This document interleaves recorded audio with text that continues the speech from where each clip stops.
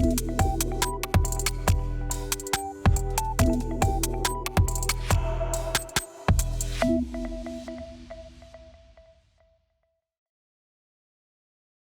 日係2025年9月17號星期三。HKG 報今日推介同大家睇睇國安通緝犯姜家偉嘅卑劣真面目。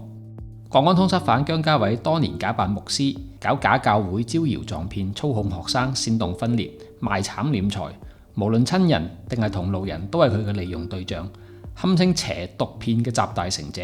佢涉嫌干犯顛覆國家政權罪，7月25號被國安處懸紅20萬通緝，8月4號被刊憲列為指明潛逃者，甚至連至親都忍無可忍，登報同佢脫離關係。近日東周刊追查佢嘅各種劣跡，層層揭開佢可恥嘅人格。現年34歲嘅姜家偉自稱年僅22歲就成為牧師，但係被揭並無正統嘅神學資格，亦都未經任何教會按立任命。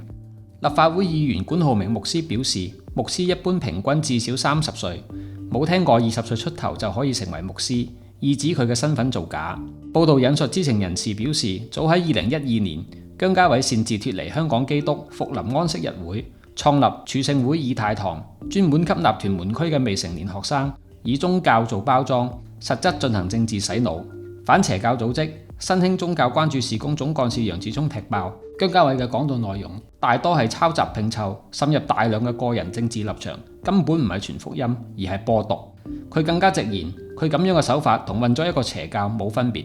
除咗創辦同埋經營邪教，姜家偉嘅行騙伎倆同樣超卓，而且毫無底線。佢多次以幫手足籌款、籌律師費為名眾籌，而私吞巨款。一個叫珊姐嘅女子曾經捐28萬港元幫佢打官司，事後先揭發，幫佢打官司嘅律師從來都冇收費。2023年姜家偉出獄之後，更被質疑捲款潛逃台灣。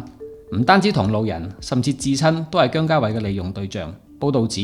佢嘅母親喺訪問中提及，2024年3月，姜家偉喺台北某夜總會飲酒作樂嗰陣時，同人發生衝突，並且遭到對方用刀刺傷背部，應該冇錢繳付手續費。姜家偉就第一時間通知台灣醫院，聯絡佢喺2019年黑暴之後已經斷咗聯絡嘅屋企人攞錢。姜母當晚就飛去台灣花錢救子，